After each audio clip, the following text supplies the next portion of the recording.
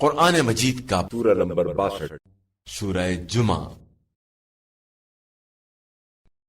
بنام خدائے رحمان و رحیم۔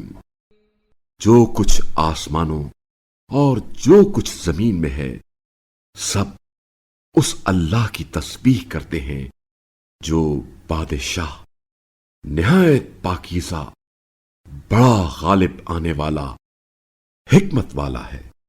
وہی ہے جس نے ناخواندہ لوگوں میں انہی میں سے ایک رسول بھیجا جو انہیں اس کی آیات پڑھ کر سناتا ہے اور انہیں پاکیزہ کرتا ہے اور انہیں کتاب و حکمت کی تعلیم دیتا ہے، جبکہ اس سے پہلے یہ لوگ سری گمراہی میں تھے اور ان دوسرے لوگوں کے لیے بھی مبعوث ہوئے جو ابھی ان سے نہیں ملے ہیں، اور اللہ بڑا غالب آنے والا، حکمت والا ہے۔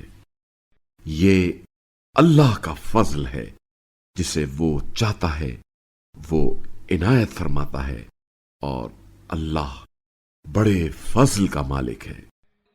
ان کی مثال جن پر توریت کا بوجھ ڈال دیا گیا ہے، پھر انہوں نے اس بوجھ کو نہیں اٹھایا، اس گدھے کی سی ہے جس پر کتابیں لدی ہوئی ہوں۔ بہت بری ہے ان لوگوں کی مثال جنہوں نے اللہ کی نشانیوں کو جھٹلا دیا، اور اللہ ظالم قوم کی ہدایت نہیں کرتا۔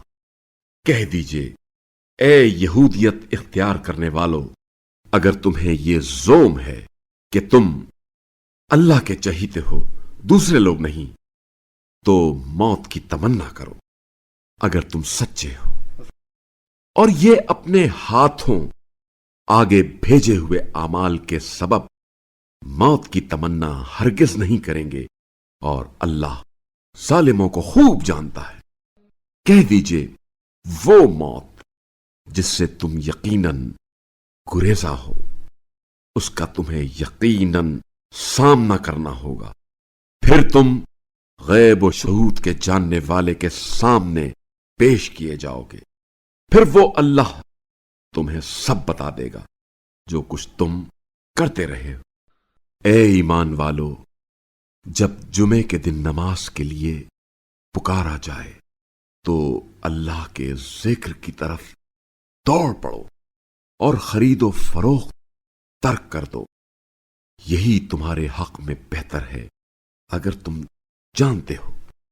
پھر جب نماز ختم ہو جائے تو اپنے کاموں کی طرف زمین میں بکھر جاؤ اور اللہ کا فضل تلاش کرو، اور کثرت سے اللہ کو یاد کرو تاکہ تم فلاح پاؤ۔ اور جب انہوں نے تجارت یا کھیل تماشا ہوتے دیکھ لیا تو اس کی طرف دوڑ پڑے، اور آپ صلی اللہ علیہ وآلہ وسلم کو کھڑے چھوڑ دیا۔ کہہ دیجئے، جو کچھ اللہ کے پاس ہے وہ کھیل تماشے اور تجارت سے کہیں بہتر ہے، اور اللہ بہترین رزق دینے والا ہے۔